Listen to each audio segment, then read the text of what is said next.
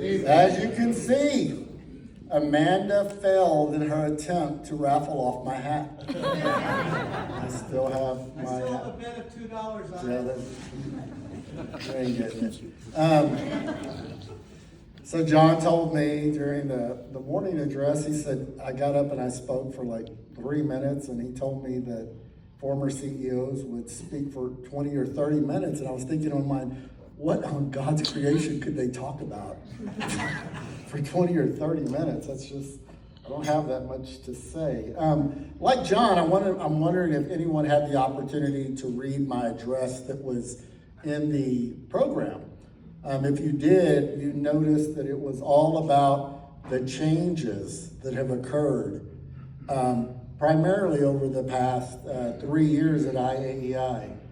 And none of those changes was probably bigger than the fact that we rebranded into the Independent Alliance of the Electrical Industry.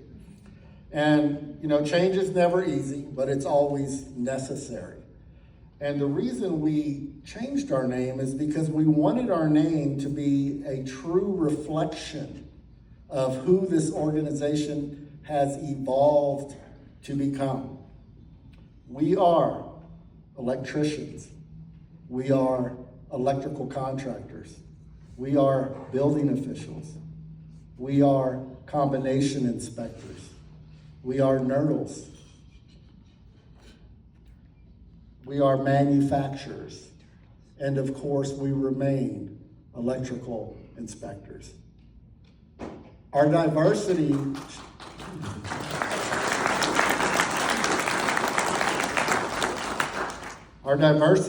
of the membership is not a weakness. It is literally our greatest strength.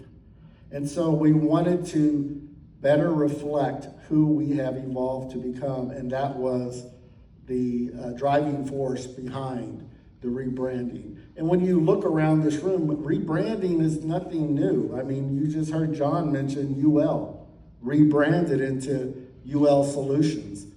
We have some NEMA reps here. NEMA just rebranded. They even changed their logo. So rebranding is nothing new. Your brand should always reflect who you are at your heart, and that's what our new name reflects. I know I mentioned that change is never easy, and I remember a quick story. Right after we rebranded, we kind of did a tour. And we are governed by a board of directors who are elected and selected by the membership. And they are in charge of making the hard decisions for the organization. And the board is the one who made the decision. And then we had to go out after the fact and come to the section meetings. And to the very first section meeting we came to after the rebranding was this meeting. And my first year, I thought, man, this is such a laid-back, cool group. A lot of Californians, right? Just laid back. I walked into that board meeting, and I received the most abuse I have ever received in my life. And from the most unexpected people. Now, we all know one individual in this room who was probably one of the most laid-back, calm people we know, and his name is Daryl Wiley. Right? He was so fired up and upset about the rebranding, and he had a lot of choice words for me about how could we do that without the entire membership's input. But after explaining why we did it, as I just did, Daryl calmed down, and we went about our business for the rest of the section meeting. But I will tell you, the other day I saw Daryl out in the hallway, and I said, Daryl, you remember that day when I came to the board meeting and you just laid into me? And he said, man, you know how soft-spoken? He's like, man, I know, Rudy, I don't know why I did that.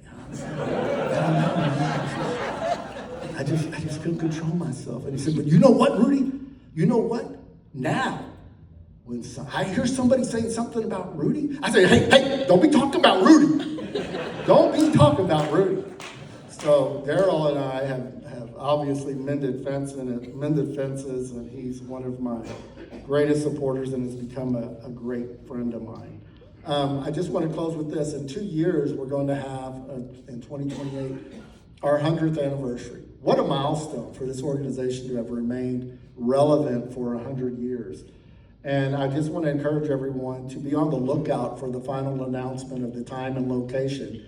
I can share at this point that we have formulated a committee made up all 6 section secretaries who are on the selection committee for the site and the date of the event. And right now it has been narrowed down to 2 cities. One of them is the Dallas-Fort Worth region, either Dallas-Fort Worth or Nashville, Tennessee.